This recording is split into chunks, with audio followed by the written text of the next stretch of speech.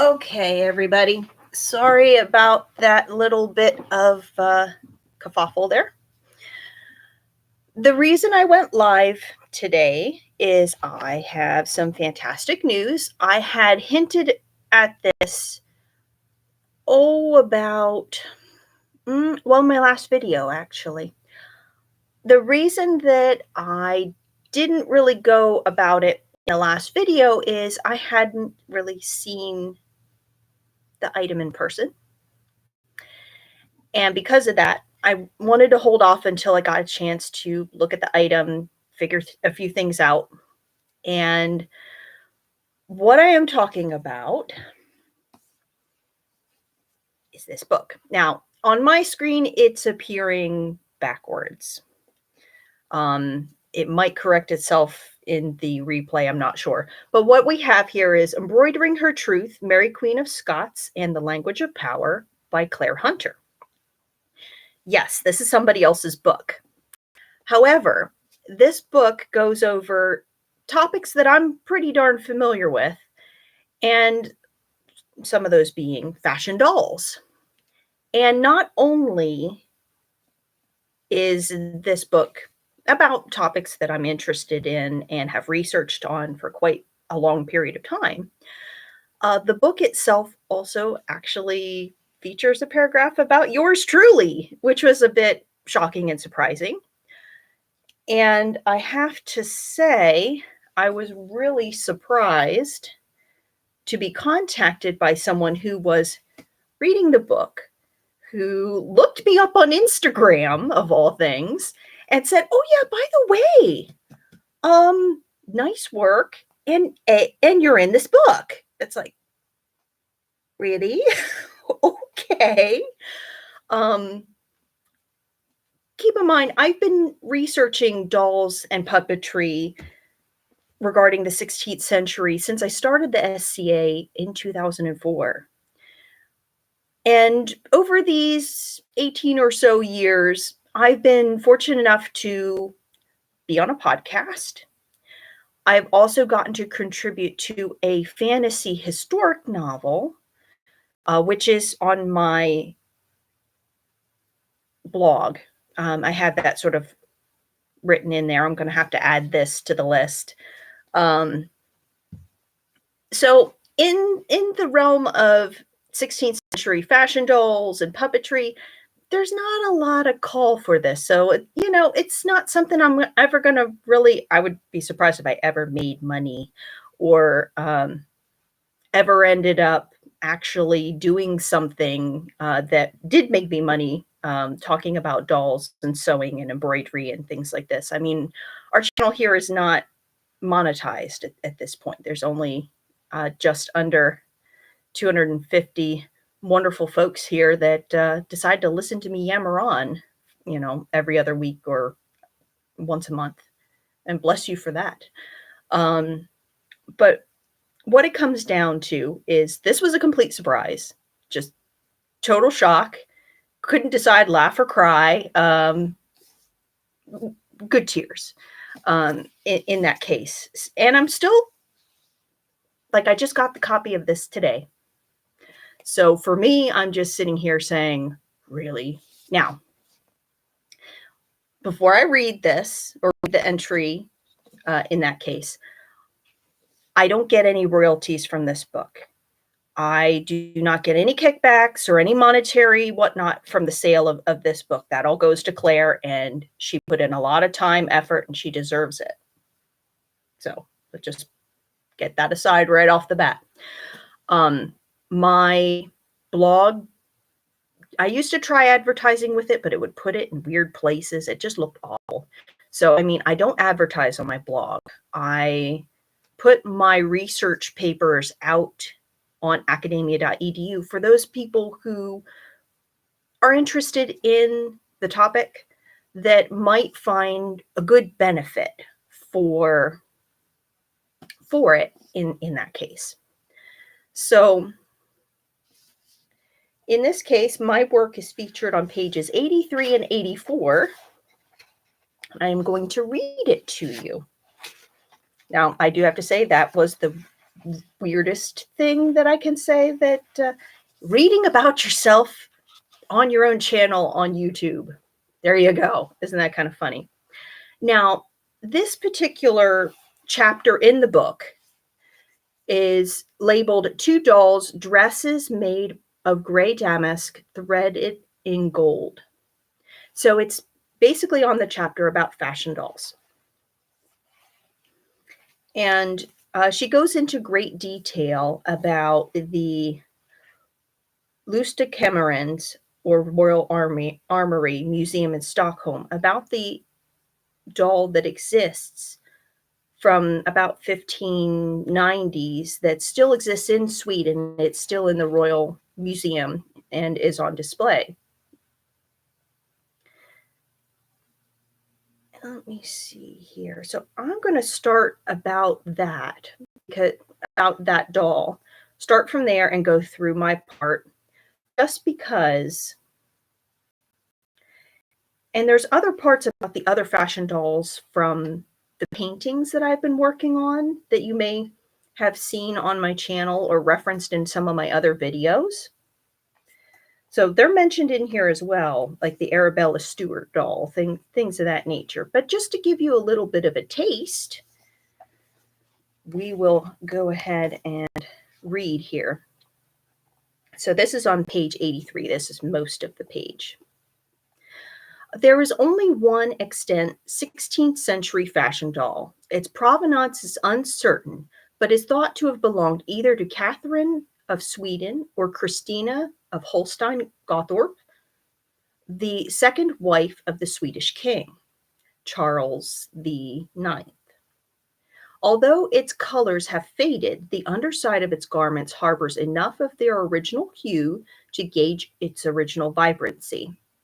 The doll's gown is of purple silk, hemmed in blue and braided in gold lace. Her red silk sleeves are couched in gold thread to form a lozenge pattern. Each lozenge is studded with a pearl. Pearls are also incorporated into the doll's tiny gold diadem, and her doll hands are tucked into a red muff, minutely embroidered with gold and silver fleur-de-lis. Under her gown, the doll wears petticoats, one of pink, the other of gold velvet trimmed with silver lace. Her hair is human, her facial features embroidered in silk. The attentiveness to detail is impressive, alerting us to just how assiduously such dolls were studied as exemplars of fashion. The tailor and embroiderer who crafted her took care to recreate her attire in microscopic precision. Just 16 centimeters tall, this solitary known survivor of 16th century female sartorial culture is now in the collection of the Royal Armory Museum in Stockholm. I'm not Swedish in that case, so I know I'm probably murdering the pronunciation on the museum, so we'll just go with Royal Armory. On to the next paragraph. Maureen Payne is an American artist and craftsperson who is fascinated by Renaissance culture. Through her blog, Tudorosities, and her YouTube channel of the same name, she shares her interest and curiosity in all things Tudor by exploring and recreating its material culture. In 2013, she decided to take on the challenge of replicating the fashion doll in the Stockholm Museum. The reproduction of the doll's extensive, complicated layering of detachable clothing proved time-consuming and technically complex. Sourcing fabric that best mimicked the quality of the doll's clothes was difficult, particularly given the plethora of materials used. At least 30, including a variety of fabrics, lace, beads, ribbon, and silk thread, she found the intricate frills of lace hardest to reproduce, eventually resorting to wire as it gave her the control and flexibility to imitate their delicate patterning. But the real challenge lay in the small scale, the fiddly pleating, the intricacy of the embroidery. It was a brave experiment. What it revealed was the amount of concentrated work required to create the doll. It was a testament to the skill of the doll's original creators who brought such a tiny and exact replica of 16th century fashion. Their persistence was an accolade to their craft. So that's the part about the doll and about my project in 2013 about replicating the doll in the Swedish Royal Armory. And that is featured in this book, which is Embroidering Her Truth, Mary Queen of Scots and the Language of Power by Claire Hunter. Really very fascinating book, just in that case. Just for the sake that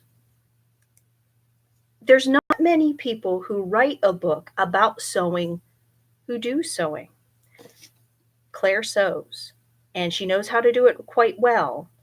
And the way that this is written, you can tell that she knows what she's talking about. And when you're writing about sewing, you do need to know what you're talking about.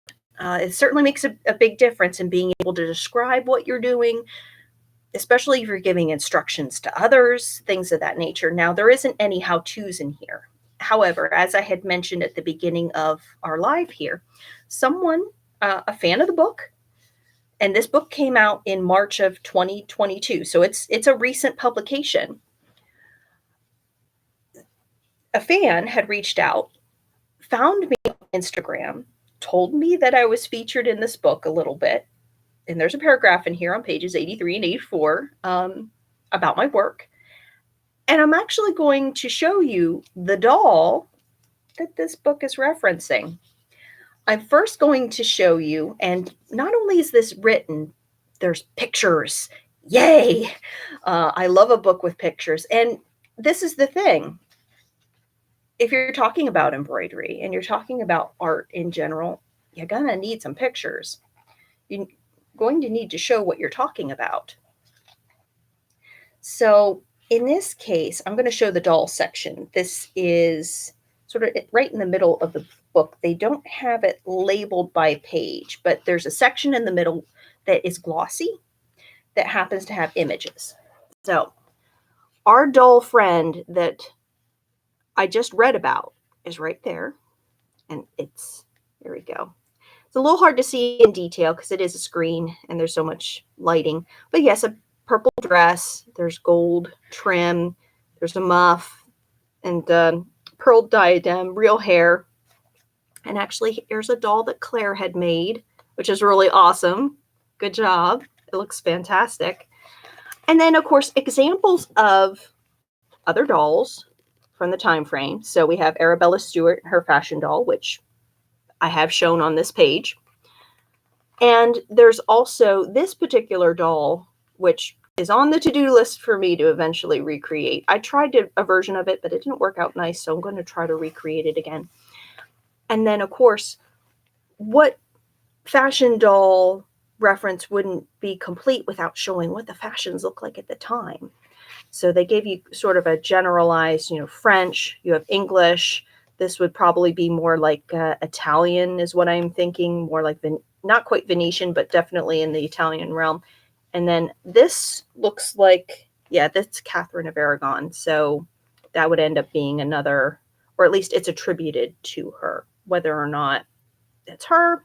Some of these depictions or paintings over a period of time, you'll find out that maybe they decided, the curators or people researching decided that maybe that isn't quite the person they thought that it was.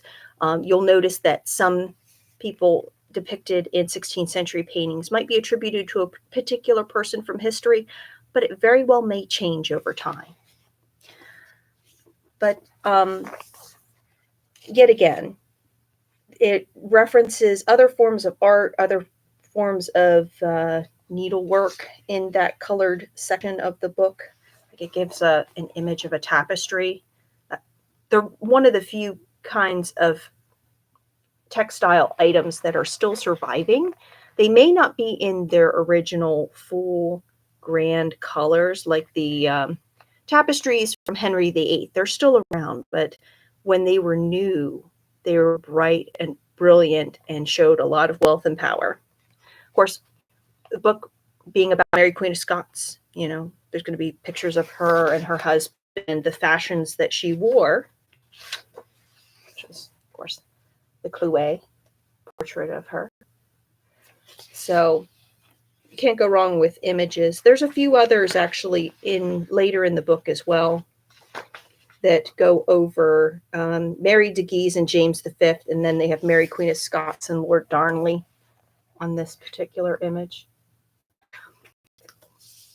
Just flipping through the book, besides the part that features myself in this book, what I really like is how it's organized. It goes over the illustrations first and gives you all the references for those illustrations. So if you wanted to know where a particular image was from, what museum that it happens to be, it's right in here. As a researcher, yes, very nice. It also goes over a note on the use of terms, which I really enjoy here. It mentions about there are several Marys going on during this particular time. So it mentions about how it's going to refer to people in the book, because you have a cast of characters and they list it too. So in this case, they're giving you the names of who they're referencing, plus their birth and death dates, as far as the years are concerned. If they are, how they're in relation to Mary, Queen of Scots in the first place, if they're a lady in waiting, they were her father or grandfather. It gives you a list. And not only does it give you who you're dealing with, it gives you where they're from. So it gives you the Scottish list first, and then it gives you the English players as far as your cast of characters here. So, you have Henry VII, Henry VIII, Mary Tudor, Margaret Tudor, Anne Boleyn, Elizabeth I. So it's giving you all of the contemporaries that Mary would have been dealing with during that time frame. And even her sons listed. Plus, then there is the cast of characters from France. So, Francois I, Henri II, Francois II, Diane de Poitiers, Elizabeth de Valois, excuse me. Let's see, and Spanish. They only have a few there. They have Charles V and Philip II. And then it also mentions courtiers and other prominent cultural figures. So we have Pierre de Ronsard, Francois Clouet, Conrad Gessner, Isabella d'Este, Christine de Pizan, Nicholas Hilliard, Agnes Strickland, and Sir Walter Scott. So these are folks that are either artists or folks that are poets who are writing about the time, which gives us a accurate or mostly accurate idea about what was going on during the time frame. So these would be people writing about the era that lived in the era. And so if there is any works of art, poetry, writings, things of this nature, that helps us as historians in general be able to say, okay, what were people saying? What was being written about? What do we still have? So you have your cast is set, and then you're going into basically from there into the introduction, which one of the most perfect creatures, which I believe is one of the quotes about Mary. And then it sort of sets the scene about what was going on at Scotland during the time and things of that nature, and it just goes right into the book, talking about Mary, about the times that she lived, and what agency women had at the time frame. I mean, this is the 16th century. Your job mainly was to get married and have a family and continue on your husband's line of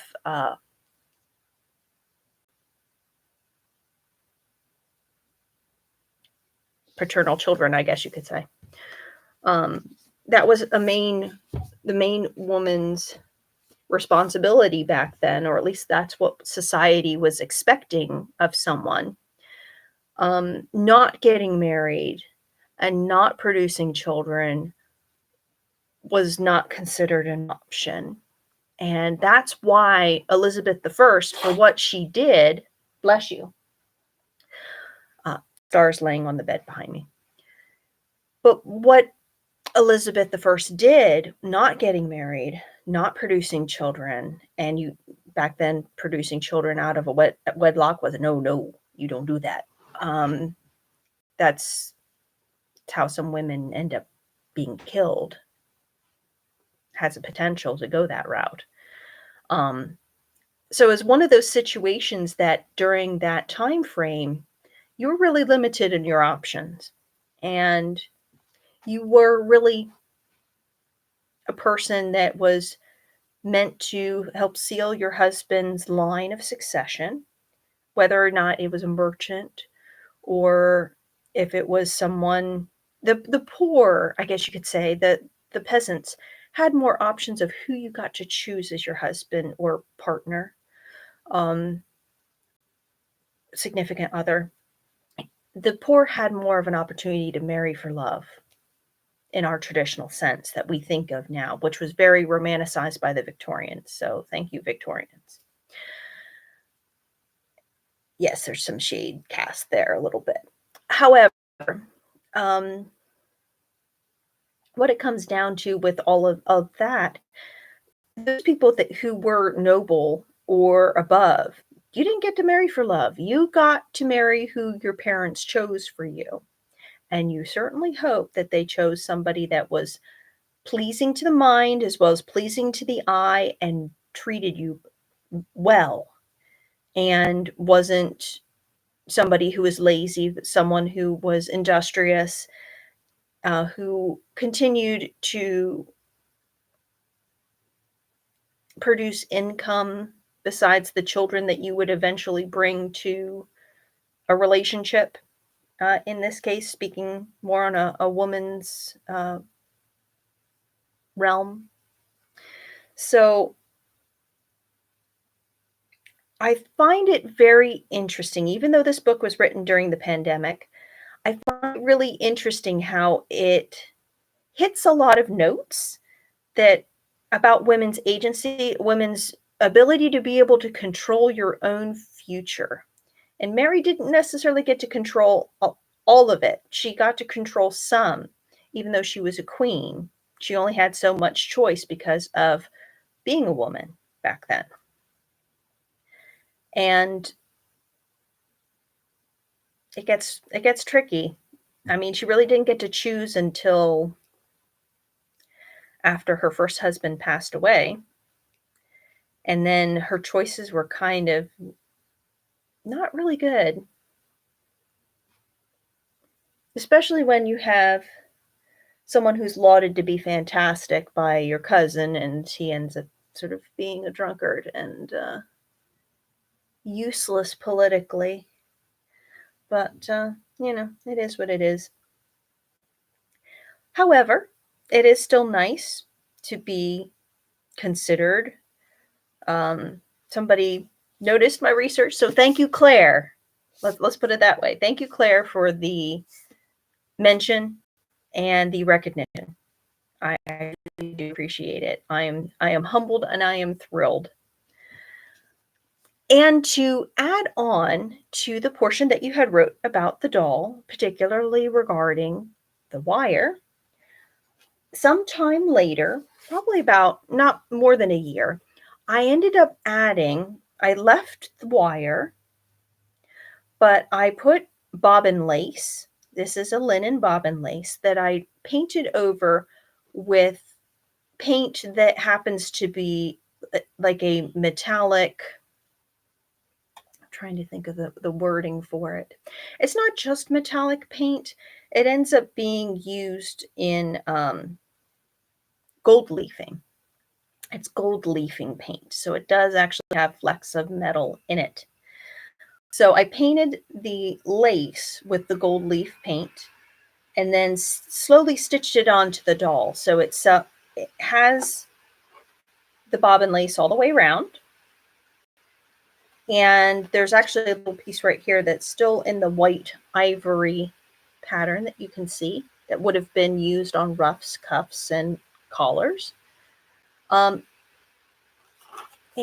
I also added a strip up the front as well. I doubled it over so one side faces one way, one side faces the other. But this is the replica doll that's being discussed in the book. And here she is in her full glory. I mean, I was able to put the lace on and figure out an option to still convey that delicate, beautiful trim and frills that would end up happening with this particular replica in this case. But I mean, I've got the pearl sleeves, we've got the embroidered muff, and there is some gold work on the muff too. The other sleeve, she has a, now on the original doll, there's not a ruff, but I created one because it would have been period correct to have worn one even at that particular period in time. So this is my idea of what the doll would have looked like in her full glory. She more or less would have had a veil of some form, and I have this pinned on. So it's pinned into the human hair.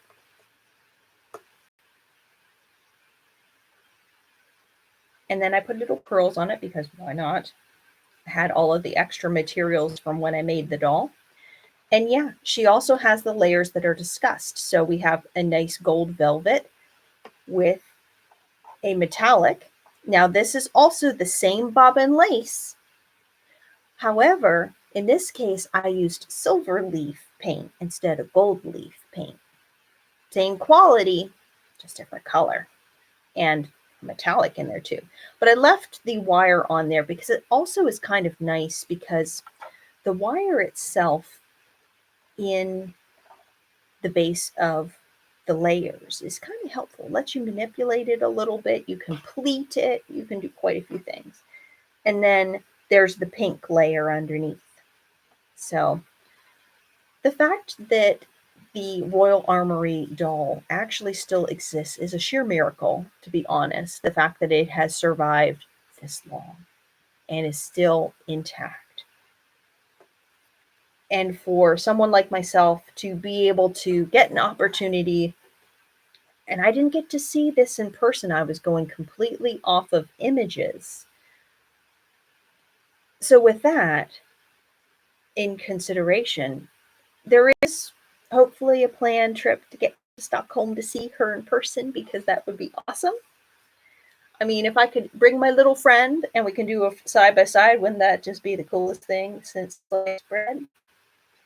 I don't expect them to be all that happy about having made a replica because museums like to have exclusive things. They want to be able to have things that are uniquely their own. So I would have to ask before I brought her along. Although she's small enough that she could fit into a nice little delicate bag or something like this. She might get a little squished. But nonetheless, I wanted to show you what she looks like complete. As I said, I didn't get rid of the wire. I left it on there because it actually helps the dress fill out nicely, both layers.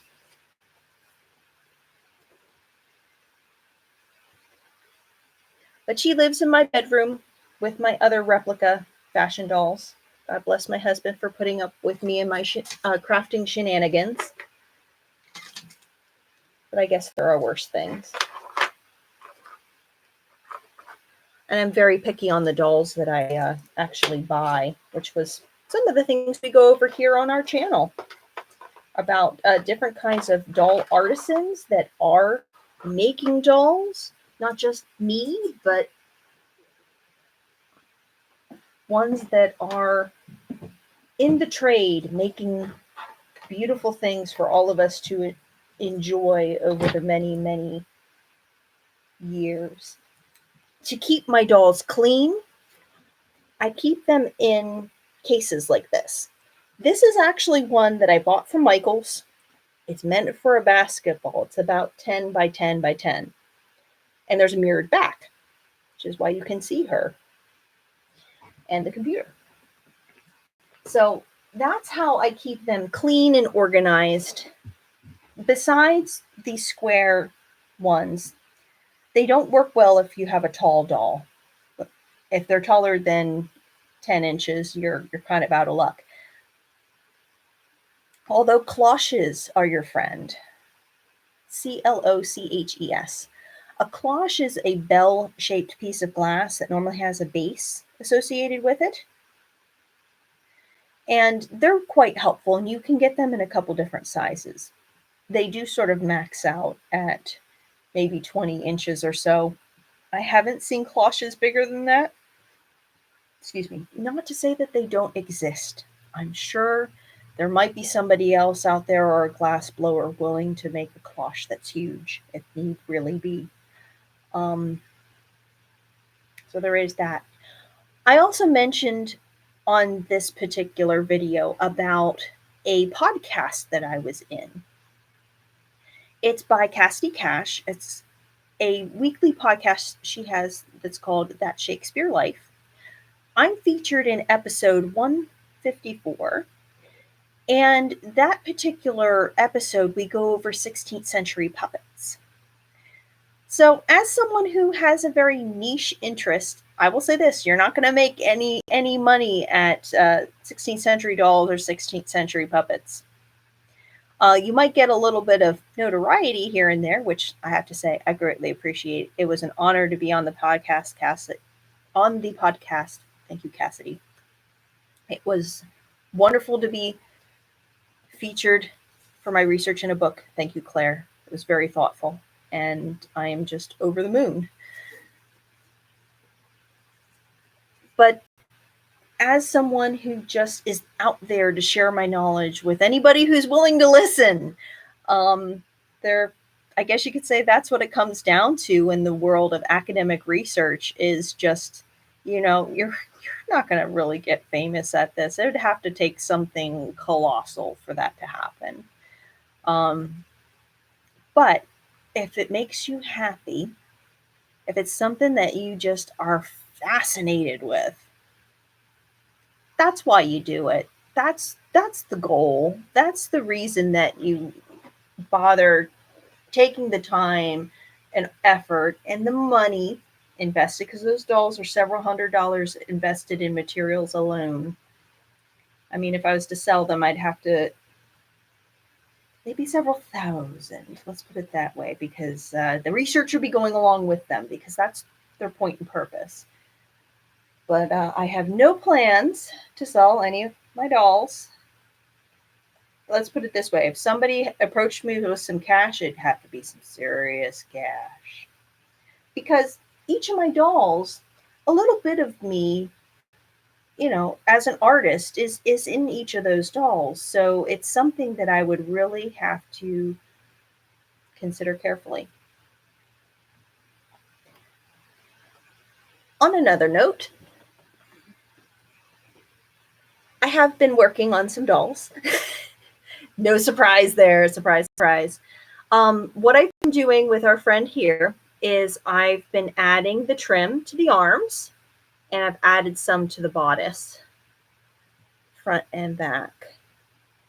So that's what I'm up to. I'm going to stitch the pieces together gently so you can barely notice them. But working on new friends is always fun. I have 3 more in my sewing bag that I have to do. So we have a German one, a French one, because I have 2 Italians already done, which are shown also on the channel too. But yes, there's still dolls happening. Still making some. They're plenty of fun.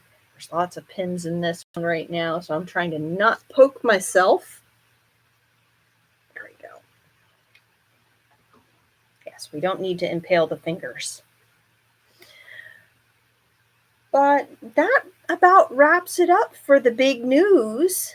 I would have done a bit more suspense. However, I already announced what was going on on a few of my groups on Facebook. I made a public post. So it wouldn't have been all that much of a surprise if I had tried to tease all the Instagram folks to come over for a live. It would have been nice to get some questions. But I am going to leave this live up in perpetuity. Perpetuity, I guess. So in that regard, you can go back and rewatch it at your own convenience. It's a little bit of a longer one for my channel, but that's pretty much the news from here, which is exciting and awesome and just darn nerdy cool. If you like the kind of content and research that I am doing, please consider liking this video or watching my other videos and liking those. Also consider subscribing. As I said, we have about 248 people, so we're under 250 on the channel as of right now. So consider being a unique person on the internet that subscribes to my channel. I also have a blog, which is Marin Ocala at blogspot.com. The blog is called Tutorosities. Spelling is in the channel name above. And also I am on Instagram at tutorosities.by.maureen. So there's a couple different ways of getting a hold of me. And I really appreciate you watching if you've already watched to the end of the video and getting to see my room and my laundry, and yeah, exciting times. All right. Well, I appreciate you watching. Have a good night. Bye-bye.